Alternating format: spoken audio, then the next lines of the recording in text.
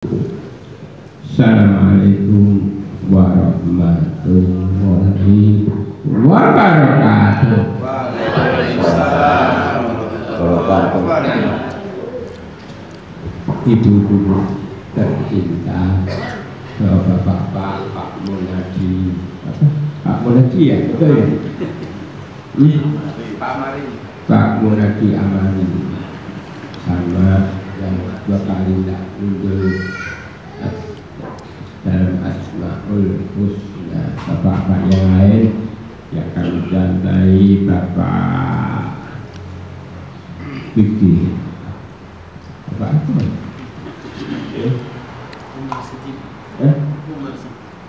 Umar Siddiq. Maklum disuwun bisa rakyat Pak Kukiman. Nganggo ni ngabang-ngabang ben ora lali. Ini abang ben tunggu tadi yang diaturakan oleh antara Omoge Bapak Umar Siddiq sangat menarik. Apalagi yang disampaikan adalah Al-Quranul Karim. Mudah-mudahan meresap dalam pikiran dan hati kita. Di Al-Quran memang banyak dikatakan bahwa khalaqul jinna wal insa illa liya'budun. Ya Pak, itu dia. Kita akan diciptakan manusia, jin dan manusia untuk beribadah. Ini orang ibadah yang salah ini. Maka dari itu kami harapkan kepada ibu-ibu dan bapak-bapak untuk selalu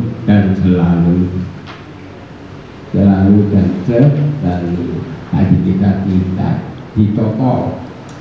Niatnya ditokol ya Pak Amari ya. Alhamdulillah ini belum saya ya dia selalu tafakur.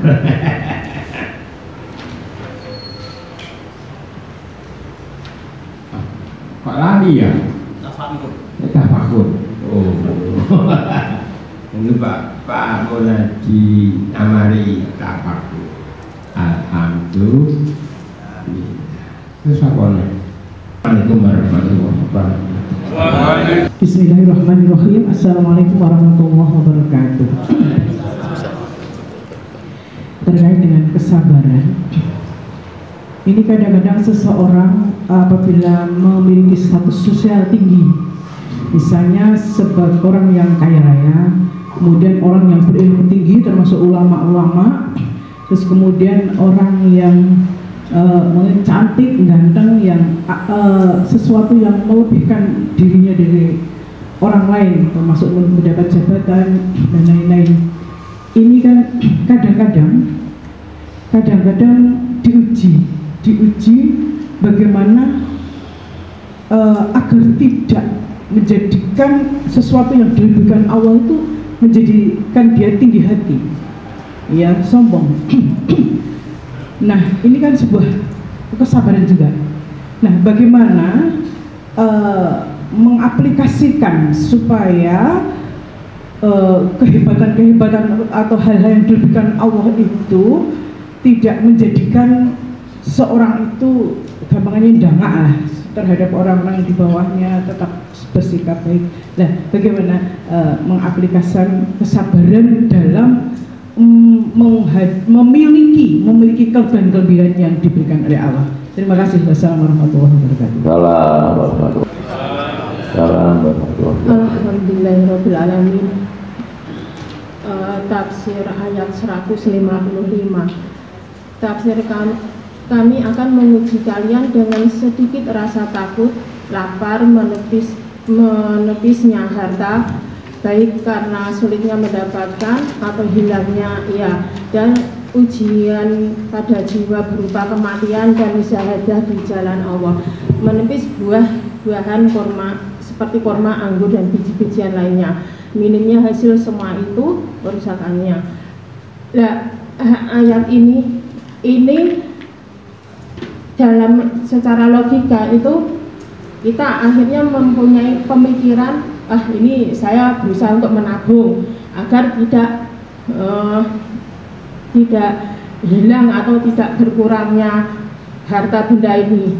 Nah, di dalam menabung itu, penafsiran menabung itu, apakah itu bisa dikategorikan dengan menumpuk-numpuk harta itu, Pak?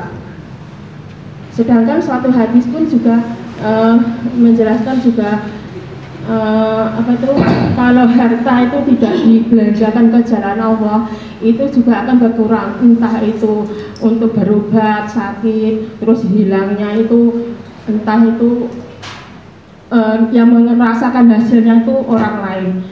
Penafsiran dari itu, Pak, menabung itu kan ini orang mempunyai solusi untuk menabung itu, Pak. Nah, menabung itu apakah bisa ditafsirkan juga untuk menumpuk-numpuk harta juga itu? Terima kasih. Wassalamualaikum warahmatullahi wabarakatuh. Assalamualaikum warahmatullahi wabarakatuh. Alhamdulillah, terima kasih Ustaz yang menyampaikan pencerahan. Dalam hal ini mungkin kita memang banyak yang sedikit banyak ada yang belum tahu dan yang sudah tahu jadi diingatkan kembali ini, terutama mengenai ibadah tadi banyak disampaikan. Jadi tidak aku ciptakan jin dan manusia kecuali hanya untuk ibadah.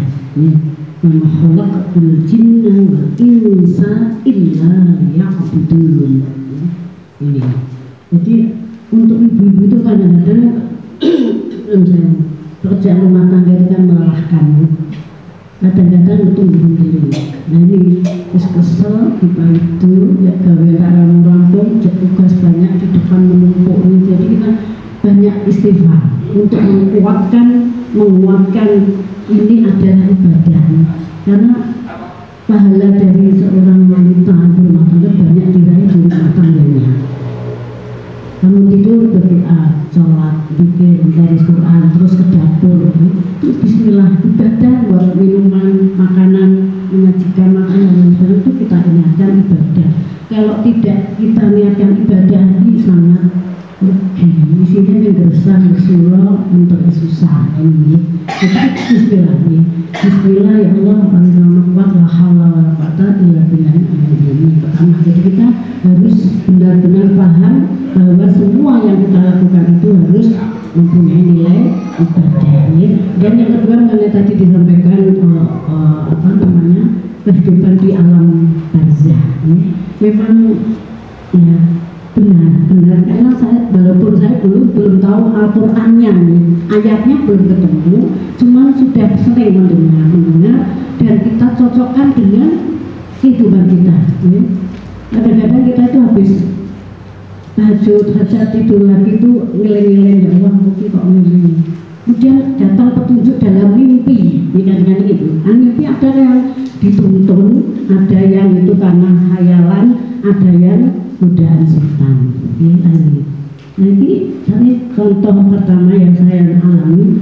Saya itu merasa belum bisa, belum mampu, kok dikongkong, Bu, kok diisi. Saya tuh enggak, saya tuh orang negeri semua, sekolah saya ini sudah saya sampaikan. Enggak, ibu itu mampu, Bismillah. Saya terus kasih ustaz saya, Ustaz, saya kok disuruh Bismillah, baliwani walau ayah. Sampaikan akhirnya walaupun satu ayat. Terus saya nonton itu benar-benar petunjuk Allah. Mimpi kok diberi kitab itu dengan Bunyai Maimun itu ibunya Kiai Sahli. Saya pernah melihat sekali itu waktu saya kelas 4 SD. Saya lihat terus wajahnya Masya Allah mencorong, banyak nur di wajahnya dan orangnya ikhlas, sabar, ridho. Saya lihat itu, nah itu benar-benar mimpi. Kemudian paginya itu kok bapak saya datang memberi saya kitab, iki lo tak tukok kitab, lo tambah ilmu, ojo Quran, ojo kitab. Alhamdulillah, langsung saya betul semua kok. Saya tadi mimpi seperti di kitab, diberi kitab ini, kok nembus diberikan bapak kitab itu. Alhamdulillah, salah satu contoh ini meyakinkan saya berarti orang yang masih meninggal, orang alim itu memang masih memperhatikan kita, gitu ya. Jadi niat ibadah kita harus yakin dengan adanya Al-Quran itu sangat petunjuk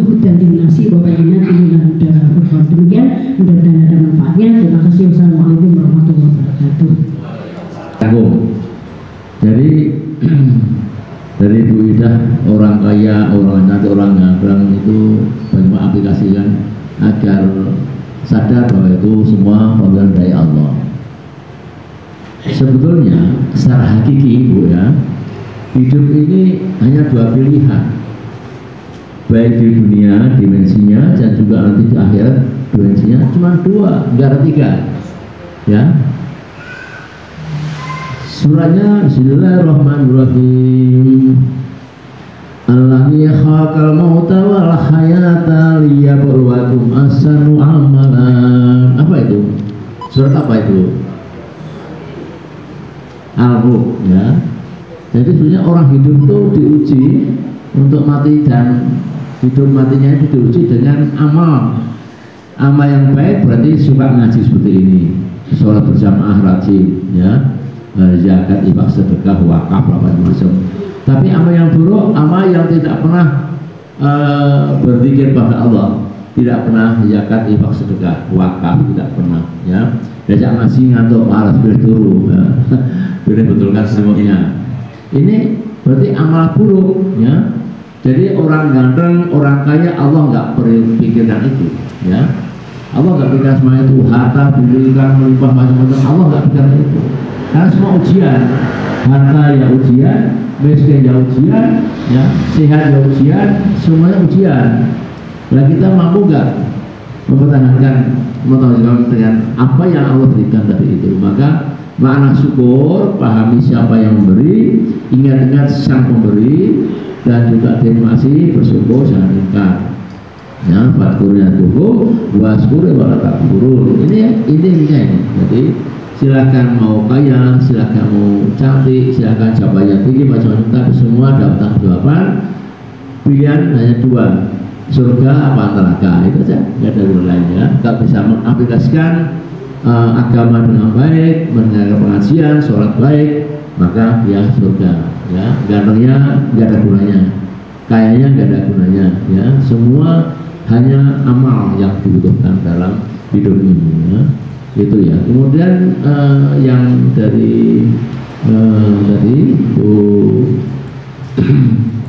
Bu Mutia ya, ini ada 3 sahabat. Kemudian yang dimaksud dengan apakah diantaranya menabung ini bagian dari cobaan, musibah, ini ya, ketakutan, kelaparan, nah kehilangan harta, biar gak hilang maka ditabung macam-macam.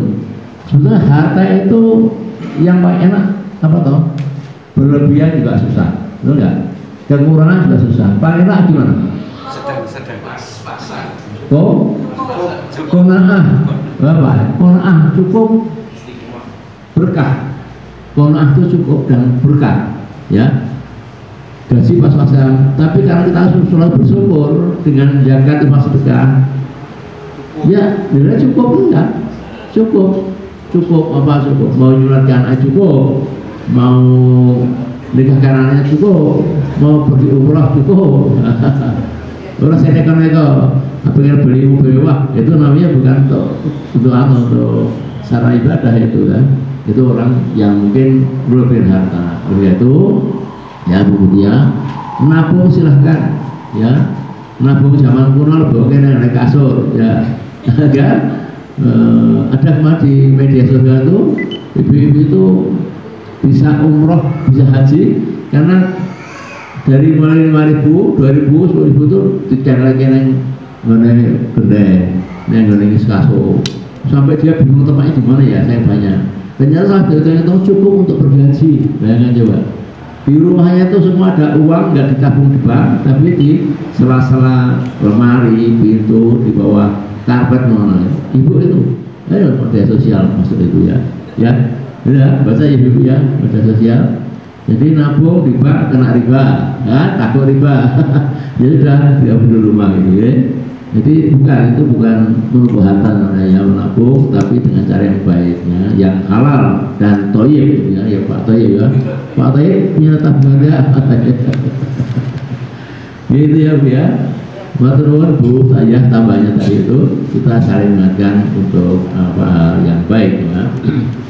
Kemudian sekarang untuk Bapak silahkan ada pertanyaan selain yang online, boleh untuk tanya jawab. Assalamualaikum warahmatullahi wabarakatuh. Waalaikumsalam. Saya akan respon KUHP pasal 151 KUHP.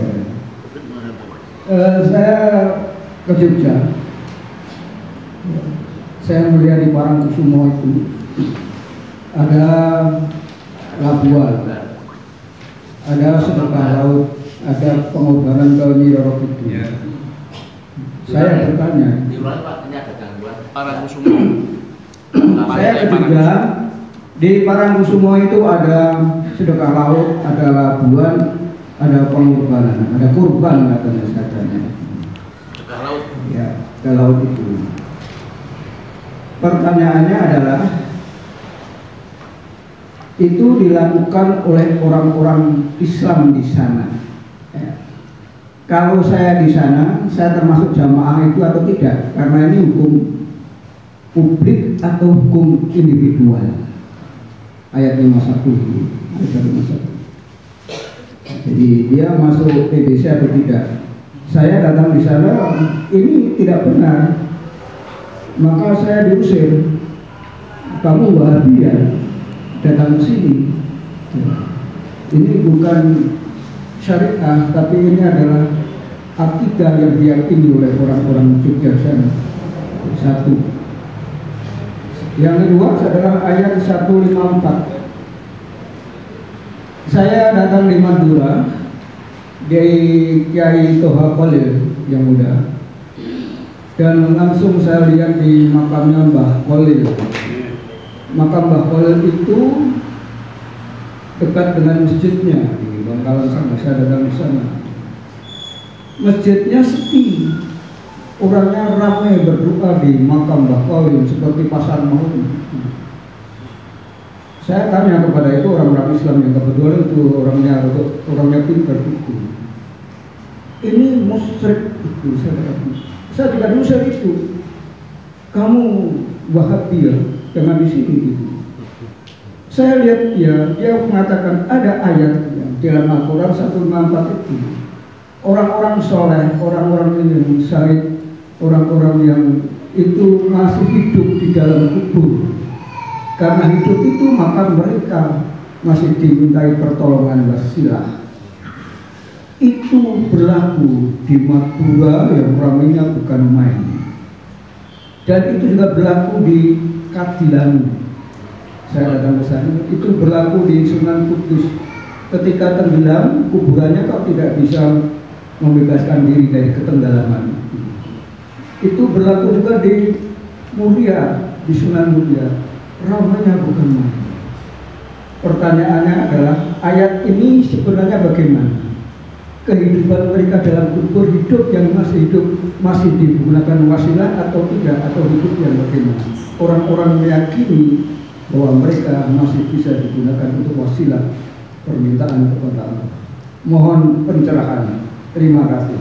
Assalamualaikum warahmatullahi wabarakatuh. Waalaikumsalam. Terima kasih atas kesempatan diberikan. Ada yang mau saya sampaikan dan saya pertanyakan berhubungan dengan materi subuh kita pada hari ini dengan singkat, yaitu kita tadi Ustaz membicarakan tentang surga, bagaimana keadaan kita nanti di surga, bagaimana enaknya, indahnya kita bergaul di sana dan sebagainya.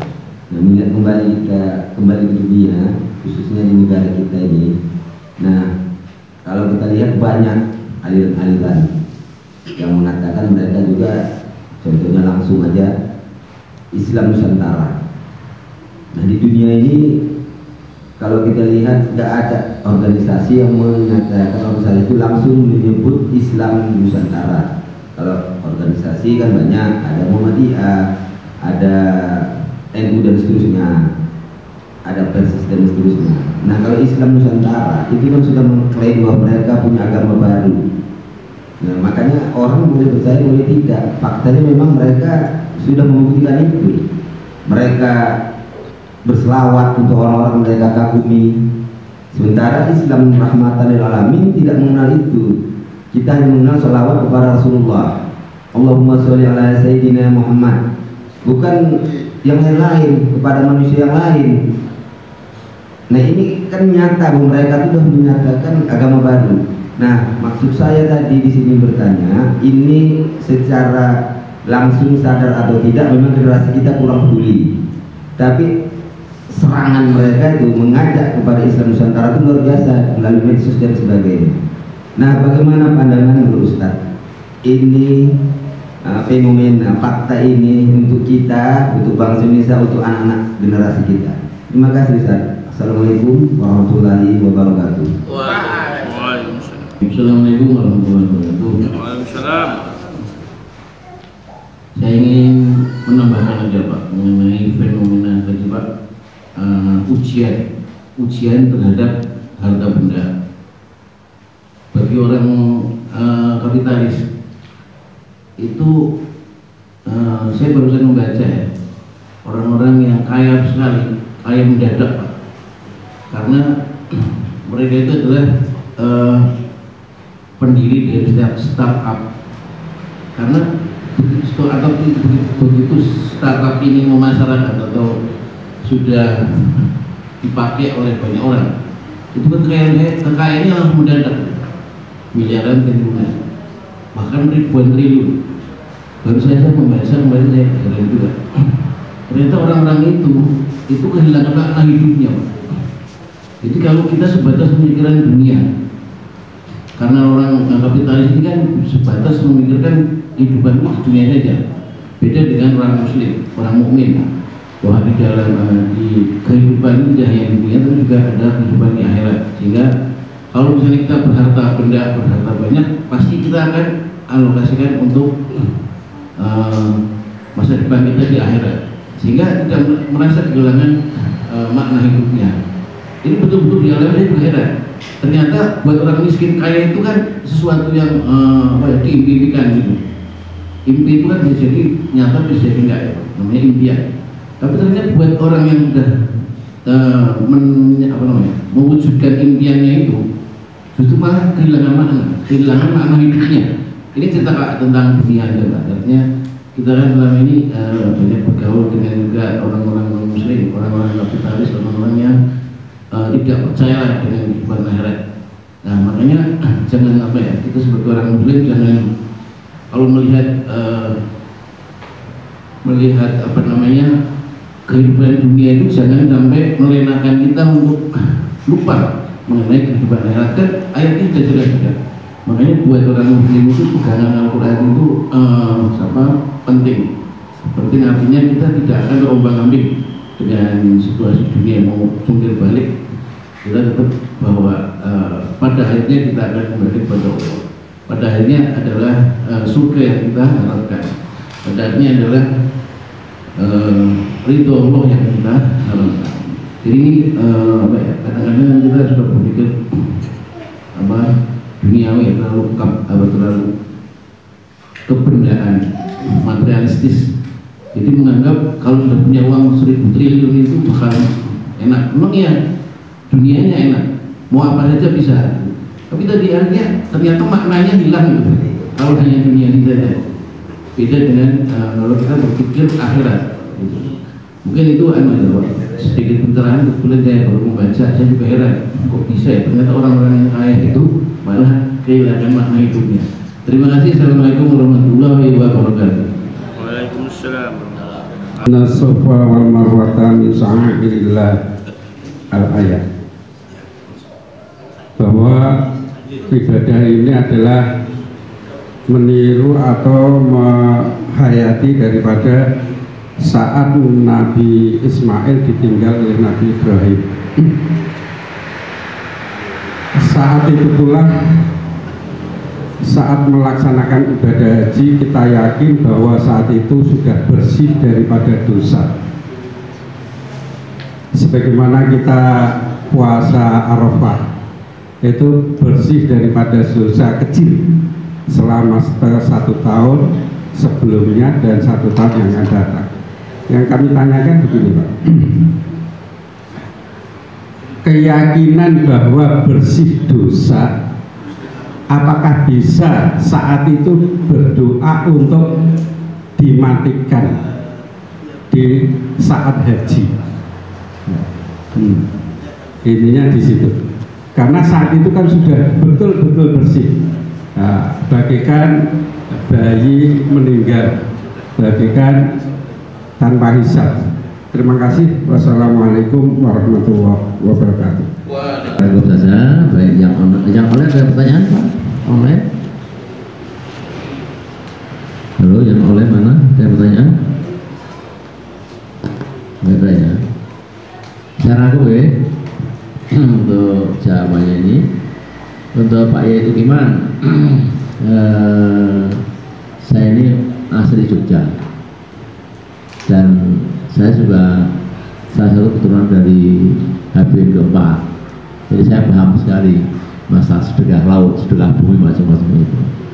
Di Jogja, Solo itu sebagian besar Islam abangan, Islam KTP. Kecuali orang-orang betul-betul diberi hidayah Allah sehingga bisa Islam kafah, ya. Sehingga bagi orang-orang keraton yang Islam kafah tidak pernah ikuti topo bisu keraton, itu nggak ada orang Islam yang kafah, nggak mau, ya. Termasuk kami keluarga juga mau seperti itu, ya. Sedekah laut, sedekah bumi nggak pernah kita hadir seperti itu. Tapi kalau silaturahmi nasional setelah HB semua kumpul, kita kumpul semuanya karena silaturahmi dan pengajian, ya. Tapi kalau yang model-model itu kita nggak ada karena itu jelas kufur, syirik. Pertanyaannya, apakah kita dosa ketika di situ? Kalau kita niatnya di situ rekreasi dari awal berbarengan dengan acara ritual itu nggak dosa. Tapi kalau kita niatnya datang untuk melihat, menyaksikan yang kufur, kita dosa. Beda ya, niatnya beda. Menyaksikan sama kebetulan. Nah, kebetulan itu juga bisa dosa kalau kita asik menonton. Maka sebaiknya ketika ada acara itu, ritual itu, kita hindar. Kita pergi dari situ karena itu sesuatu yang musyrik. Kita menyaksikan, nanti akan ditanya Allah, kamu kok menikmati kemusyrikan itu? Kan? Akan ditanya pada Allah nanti di yang akhir. Maka hindari itu. Nah, itu, ya. Kemudian makam Mbah Khalil, makam siapa-siapa, ini yang dikatakan oleh Pak Yai Samil itu minal ilmi wa amalihi. Jadi amal itu asalnya dari apa? Ilmu dulu. Orang-orang yang ke makam Mbah Khalil, Mbah Sunan Kalijogo, semua makam itu, Wali Songo itu hampir semuanya itu meninggalkan ilmu. Di amalnya menurut saya, ya menurut saya ini ya, itu enggak sah. Saya pernah cerita ini ya, bulan-bulan lalu saya pernah cerita ini betapa orang di Masjid Agung Demak itu banyak sholat di sekitar makamnya Mbah Sunan Kalijogo. Masjidnya azan, dia juga sholat sunnah, tapi di situ, enggak di masjid. Pada Mbah Sunan belakang melakukan 30 meter itu Masjid Agung. Saya menyaksikan sendiri di situ tuh, ya. Ada makanan dan patah di situ juga, dikerubung semua itu, dengan nangis-nangis, dengan bawa kembang, bawa macam-macam itu, dikerubungi di situ itu. Ketika azan dia nggak ke masjid, tapi justru di situ dia sholat bersama juga, mengikuti juga suara imam itu. Tapi udah nggak benar, ya, karena imamnya di sini, makanya di sini, gimana kira-kira? Lagi di depan imam dong. Di rumah imam, coba saksikan jam malam di Masjid Agung Demak. Saya melihat sendiri, ya. Jadi amalan-amalan yang tidak biasanya itu sangat sayangkan, tertolak, ya. Ngamal apa saja bagus, benar, tapi belum tentu benar, ya. Benar tapi belum benar, itu bisa bid'ah dan bisa justru sengsara, gitu. Jadi Pak Iman, ya.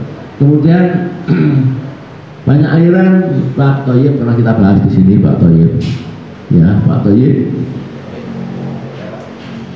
kita paham hadis Nabi Sahih bahwa Islam itu akan menjadi 73 golongan aliran. Mungkin termasuk yang membuat sholawat manusia tadi itu, sholawat apa?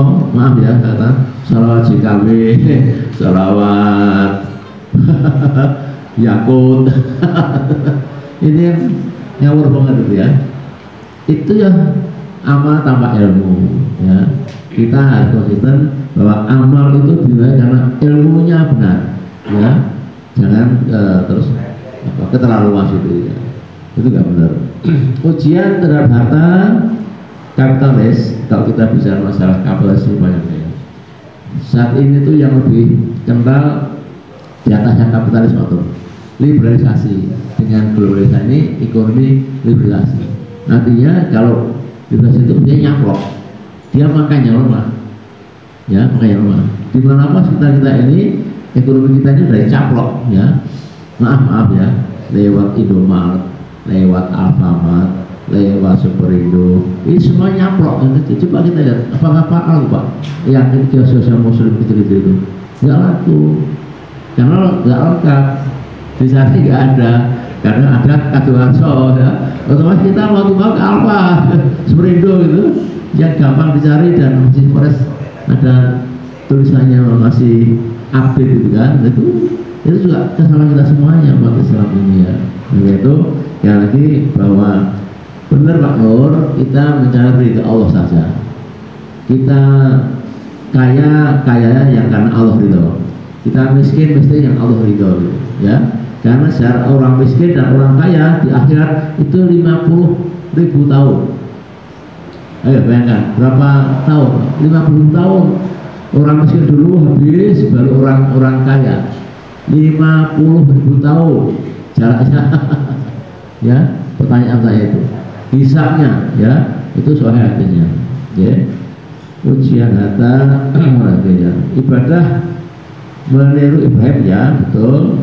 Apakah kita boleh berdoa minta diwafakan di saat di Arafah, ya? Ada beberapa jenis doa yang nggak boleh. Dosa mohon untuk beberapa kemaksiatan itu nggak boleh. Doa mohon kematian itu nggak boleh. Karena sebenarnya wali umatin ajar, tak sangat itu enggak. Jadi mati itu kan nggak mesti ada juga, nggak bisa diundurkan kan? Nggak boleh kita mohon itu. Memang kita siapa itu kan? Kota luar itu, ya. Jadi orang itu yang mati di Mekah itu sudah kota luar. Nah, kita nggak boleh mohon keberkahan, ampunan yang penting itu, ya. Doanya Arafah kan ampunan dan rahmat Allah saja itu. Tapi saya kemarin ada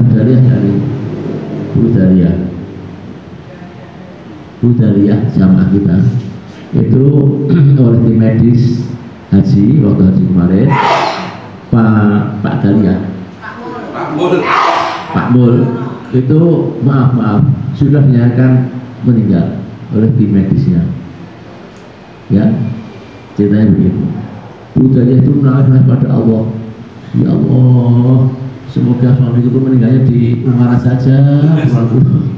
Ada yang itu ceritanya waktu kita sudah meninggal oleh mati tapi masih Allah dikabulkan, bukan untuk mati Pak, untuk hidup kembali, untuk meninggalnya dikabulkan, untuk dibawa ke Umara dan akhirnya meninggal setelah kita ketemu juga, ya, kita sembahyang sholat di rumahnya. Ini sesuatu yang hanya Allah bisa menjawab, Allah dan sholat, ya. Yang jelas doanya Bu Taida dikabulkan, Pak Mul meninggal di Umara dan dikubur di Umara sehingga dia bisa ngopeni makamnya. Bangga itu kurang lebihnya, kalau ada salah-salah kata mohon dimaafkan. Bahwa Afrika Barik Nasional Karib. Assalamualaikum warahmatullahi wabarakatuh. Jamaah majelis subuh istiqomah yang dirahmati Allah, yang sama-sama mencari ridhonya Allah, dan urusan apa yang kita dengar kita akan santan dengan hati dan niat kita untuk amalkan dan kita sampaikan kepada saudara-saudaranya. Dan untuk kesempurnanya majelis ini tidak menjadikan majelis yang sia-sia, marilah majelis ini kita tutup dengan doa kifarat majelis. Subhanallahumma wa bihamdika asyhadu an la ilaha illa anta astaghfiruka wa atubu ilaik. Assalamualaikum warahmatullahi wabarakatuh.